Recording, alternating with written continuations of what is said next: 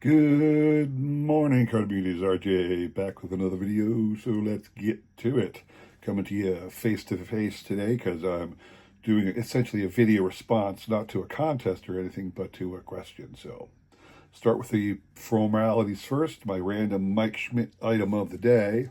Today's random Mike Schmidt item of the day from 1994, the Ted Williams Card Company. Swinging for the Fences card. The little subset within the base release highlighted various players who at one time or another had hit 4 home runs in a single game. Swinging for the Fences, Mike Schmidt. You can imagine who else might have been included in this collection.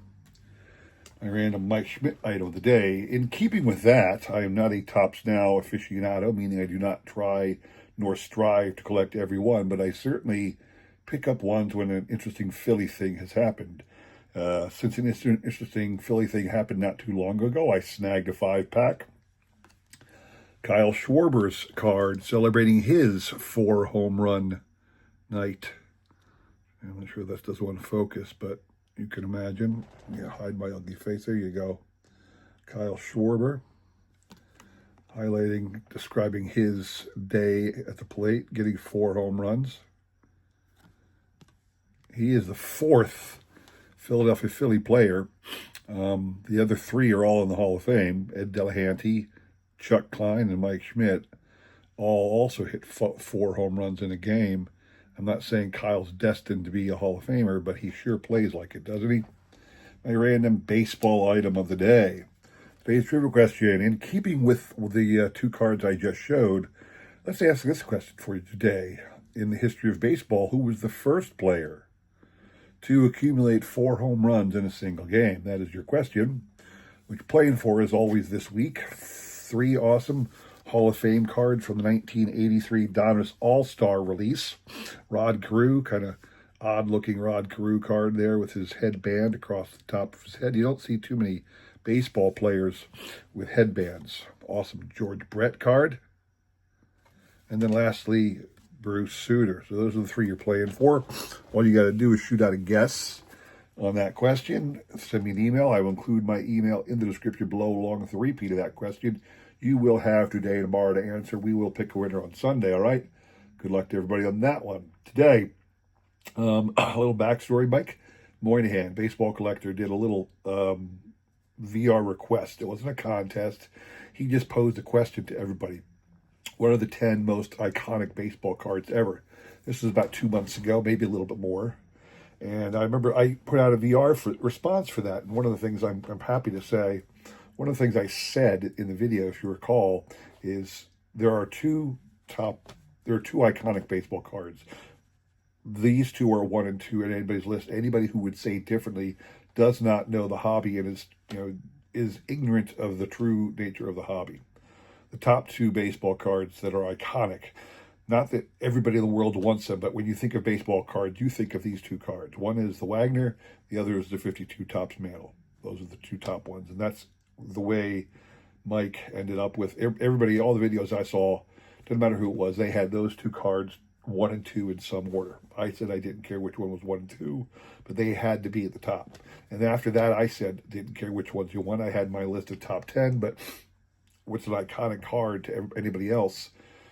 Other than those 2, it was going to differ across the hobby. So then, about a week and a half ago, Mike put out another VR request. Again, I guess he's in a top 10 mood right now, but he said, okay, what are the top 10 cards that you want to get? He said, if you look at the thumbnail, and I'll post a link to it in the description below, if you want, before you die, what are the top 10 cards you want to acquire? Meaning you could actually acquire them. So we're not talking about you getting a PSA 10 Mantle. We're not talking about you getting a Wagner. We're not talking about you getting any of the other iconic cards that are in short supply. T206 Joss, for example. We're talking about what are the top 10 cards that you're interested in acquiring in your collecting hobby, and do you think you can do it? How, the ones you think, with a little bit of saving, a little bit of time, you'll actually get them. Thought about it for a while. There's a lot to that. There really is a lot of answers. There's a lot of different ways to go. So I'm going to give my top 10. I will say this, I don't believe it's fixed. You know, any day I wake up, I might have a different top 10 in my mind, but two on the list. Well, most of these I think I most definitely will try to acquire. One of them is kind of a sentimental one. It doesn't necessarily fit in this category, but you'll understand when I get there. Obviously, because these are cards I want to acquire someday, I do not have them. What I'm going to do is step aside for a second. I'm going to pause the video. Well, I'm just gonna stop talking and stop this picture, and I'm gonna go to a slideshow that I put together so I can show the cards to you a little bit better than me pretending and just talking about them. So, and I don't have very good editing. I use a cell phone when I'm filming, so I can't edit and insert little pictures. You know, I can't stick something up here in this corner and oh, look at that image. I can't do that. You know, so I don't do music, and I'm very limited on what I can do in my editing skills. So I gotta jump back into a slideshow presentation about what I want to talk about a lot of times. So give me a second. I'm going to go through the top 10, tell you a little bit about all the cards that made my list, all right? Hang on a second. I'll be right back. All right, now starting with number 10, this is the 1909 E95 Philadelphia Caramel Tie Cobb. This is one of the last two I need in my attempt to get this entire set. It is the one I was planning on picking up this year, but life has gotten in my way. I put it at number 10 because this is one I really was going to get. I was actually going to get it, so it's number 10 because I was this close. Number 9 on my list, the 1989 Upper Deck Ken Griffey Jr., but in a PSA 10. This being the iconic rookie card that it is. We all want it in our collection. Most of us have it in our set from 1989 Upper Deck, but I would love to get a slabbed one. And even a 9 is a little bit pricey, but I'd like to save up and have me a 10 in my collection. Number 8, the 1934 Goudey, card number 37, Lou Gehrig. Now, there are two cards of Lou Gehrig in the 1934 Goudey. The other one is a close-up of his batting from about torso up. The reason I love this one so much is I love the yellow background, big smile on Lou, and I love the concept of him on a card that says Lou Gehrig says. Just love this image. Number 7, everybody wants a playing era Babe Ruth card in their collection. The one I've chosen is the 1933 Goudey, card number 144. If you know your 1933 Goudey, you know there are 4 images of Babe Ruth in this set. Most of them are torso images, shoulder up. This is the only one that shows him batting. This is the one I would love to have someday.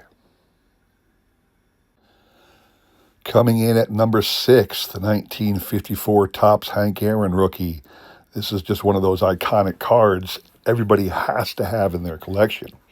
I'm not a huge, crazy Aaron collector or anything by that. He's number 6. There's other cards I want more, but this is one of those with the orange border, the rookie card, this young-looking Hank Aaron. I can't wait to have this in my collection someday. All right, I mentioned I had a bit of a sentimental favorite. So I have a PSA Topps set registry of Mike Schmidt cards. Every card from 1980 on, I have in a PSA 10. From 1973, the rookie card, to 1979, they are not perfect 10s. It is my goal somewhere down the line, and I know what I'm saying, to have the rest of those also in PSA 10 format. Coming in at number 4, the 1951 Bowman Willie Mays rookie card. This is one of those iconic cards. It's interesting how Willie, he always looks the same in his cards.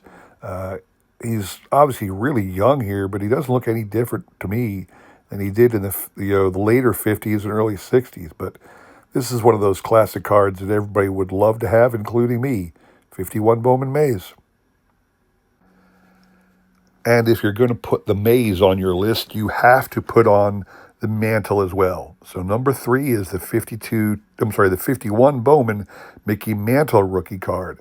Same as with the Mays, you got to have this in your collection someday. It is just something that's not been on the top of my list to get. I'd have to save up a lot of pennies and dig through the couch cushions a lot to get this card, but it's on my list for dreaming. Coming in at number 2, the 1938 Gaudi Heads Up Joe DiMaggio with the scribbles. It's very important to this card. I've been in love with this card since I was very young. I just thought the cartoon body with the big head of Joe DiMaggio smiling like a horse was a beautiful card, and the little cartoon scribbles just made it that much more. If I get this card, it's going to be with the scribbles. I don't want the other one. And number 1 on my list, the 1909 E95 Philadelphia Caramel Honus Wagner. Like the Cobb, this is one of the 2 that I need to complete my 1909 E95 Philadelphia Caramel set. That's right, I've got 23 of the 25 cards. This is the granddaddy of them all. This card alone costs more than all of the other cards in this set. So there you have it. Those are my top 10 cards that I'm trying to get. Again, number 10 being the Cobb. I had planned on getting that, the E95 Cobb. I had planned on getting that this year. Was saving up, had the money set aside, and then I had to buy my daughter a car. So life gets in the way sometimes, and we have to adjust our plans. But that's one I had slated to get this year. I don't know. There's still a lot of time left in the year. I don't know that I can pull it off, but it's still a goal of mine. And obviously, the number 1 card being the Wagner, that would complete my set. That's the last one I need for my E95 complete set run. That's why that was number 1 for me. And, you saw the other cards. So that is my list. I would love for everybody else, if you haven't done this before, because this wasn't my request. This top 10 list isn't something I came up with. It's Mike's VR request. I would hope a lot of other people out there are willing to show their top 10. To be truthful, I don't recall seeing anybody else do it yet. Maybe nobody else was interested in doing this. But, I enjoy doing VR for people who ask cool questions like that. I enjoy doing it. Shout out to Mike, because I watch his channel as much as I can, and I think this is a good idea, so I'm happy to participate, all right? That's all I have for you today. I hope you enjoyed that.